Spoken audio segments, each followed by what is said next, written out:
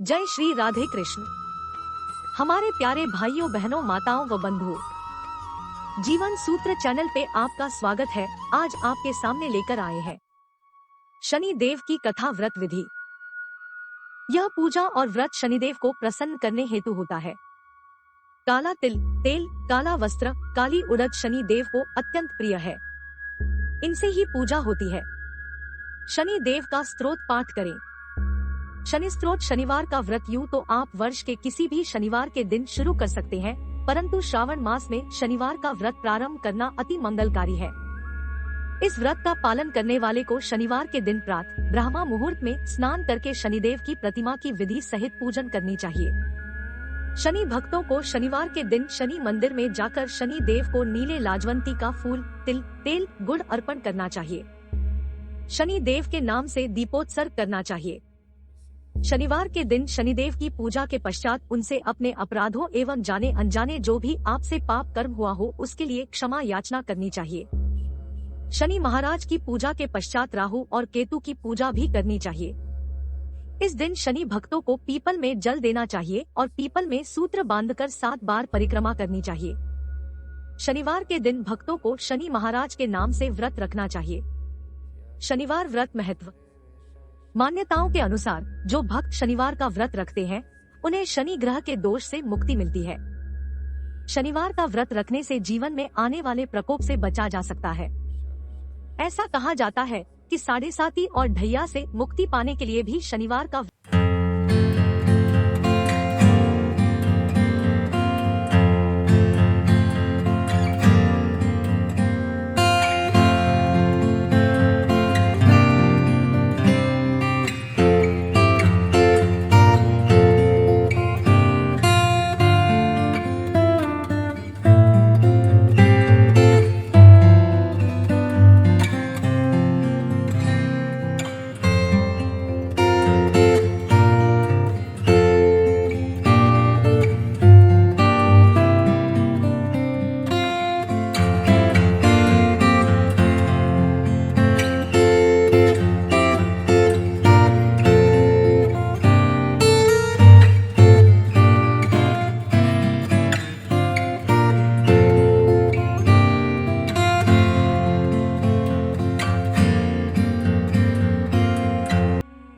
मैं असमर्थ हूँ। इस सवाल का जवाब पाने के लिए वो सभी पृथ्वीलोक में उज्जैनी नगरी के राजा विक्रमादित्य के पास गए। राजा विक्रमादित्य के महल पहुंचकर सभी देवताओं ने प्रश्न किया।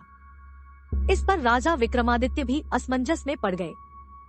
वो सोच रहे थे कि सभी के पास अपनी अपनी शक्तियां हैं, जिसके चलते वो महान है। अगर किसी को छोटा या बड़ा कहा गया तो उन्हें क्रोध के कारण काफी हानि हो सकती है। इसी बीच राजा को एक तरीका सूझा। उन्होंने 9 तरह की धातु बनवाई, जिसमें स्वर्ण, रजत, चांदी, कांसा, ताम्र, तांबा, सीसा, रांगा, जस्ता, अभ्रक व लोहे शामिल थे। राज ने सभी धातुओं को एक एक आसन के पीछे रख दिया। इसके बाद उन्होंने सभी देवताओं को सिंहासन पर बैठने के लिए कहा। धातुओं के गुणों के अनुसार सभी आसनों को एक दूसरे के पीछे रखवाकर उन्होंने देवताओं को अपने अपने सिंहासन पर बैठने को कहा।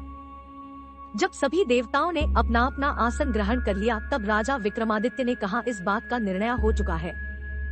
जो सबसे पहले सिंहासन पर बैठा है वही बड़ा है। यह देखकर शनि देवता बहुत नाराज हुए। उन्होंने कहा, राजा विक्रमादित्य, यह मेरा अपमान है। तुमने मुझे सबसे पीछे बैठाया है। मैं तुम्हारा विनाश कर दूंगा। तुम मेरी शक्तियों को नहीं जानते हो। शनि ने कहा, एक राशि पर सूर्य 1 महीने, चंद्रमा 2.25 दिन, मंगल 1.5 महीने, बुध और शुक्र 1 महीने, बृहस्पति 13 महीने रहते हैं। लेकिन मैं किसी भी राशि पर 7.5 वर्ष रहता हूँ। मैंने अपने प्रकोप से बड़े बड़े देवताओं को पीड़ित किया है। मेरे ही प्रकोप के कारण श्री राम को वन में जाकर रहना पड़ा था, क्योंकि उन पर 7.5 थी। रावण की मृत्यु भी इसी कारण हुई। अब तू भी मेरे प्रकोप से नहीं बच पाएगा। शनिदेव ने बेहद क्रोध में वहां से विदा ली। वहीं बाकी के देवता खुशी खुशी वहां से चले गए।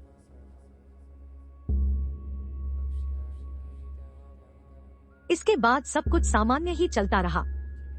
राजा विक्रमादित्य पहले की तरह ही न्याय करते रहे। दिन ऐसे ही बीतते रहे, लेकिन शनिदेव अपना अपमान नहीं भूले। एक दिन राजा की परीक्षा लेने शनिदेव घोड़े के व्यापारी के रूप में राज्य पहुँचे। जब राजा विक्रमादित्य को इस बात का पता चला तो उन्होंने अपने अश्वपाल को कुछ घोड़े खरीदने के लिए भेजा। अश्वपाल लौट आया और राजा को बताया कि घोड़े बेहद ही कीमती है। राजा ने खुद जाकर एक सुंदर और शक्तिशाली घोड़ा पसंद किया और उसकी चाल देखने के लिए घोड़े पर सवार हो गए। जैसे ही राजा विक्रमादित्य घोड़े पर बैठे, वैसे ही घोड़ा बिजली की रफ्तार से दौड़ पड़ा। घोड़ा राजा को एक जंगल ले गया और वहां जाकर राजा को नीचे गिरा दिया और फिर कहीं गायब हो गया। राज्य का रास्ता ढूंढने के लिए राजा जंगल में भटकने लगा, लेकिन उसे कोई रास्ता नहीं मिला। कुछ समय बाद उसे एक चरवाहा मिला। भूख प्यास से परेशान उस राजा ने चरवाहे से पानी मांगा। चरवाहे ने उसे पानी दिया और राजा ने उसे अपनी एक अंगूठी दे दी। रास्ता पूछकर राजा जंगल से निकल गया और पास में ही मौजूद एक नगर में पहुंच गया। एक सेठ की दुकान पर राजा ने कुछ आराम के लिए रुका। वहां सेठ से बातचीत करते हुए उसने बताया कि वो उज्जैनी नगरी से आया है। राजा कुछ देर तक उस दुकान पर बैठा। जितनी देर वो वहां बैठा, सेठ जी की काफी बिक्री हो गई। सेठ ने राजा को बहुत भाग्यवान समझा। सेठ ने राजा को अपने घर खाने पर आमंत्रित किया। सेठ के घर में एक खूंटी पर सोने का हार लटका था। उसी कमरे में वो राजा को छोड़कर बाहर चला गया। कुछ समय बाद खूंटी उस सोने के हार को निगल गई। सेठ ने विक्रमादित्य से वापस आकर पूछा कि उसका हार कहाँ है। तब राजा ने उसे हार गायब होने की बात बताई। सेठ ने क्रोधित होकर विक्रमादित्य के हाथ पैर कटवाने के आदेश दे दिए। राजा विक्रमादित्य के हाथ पांव काटकर उसे नगर की सड़क पर छोड़ दिया गया।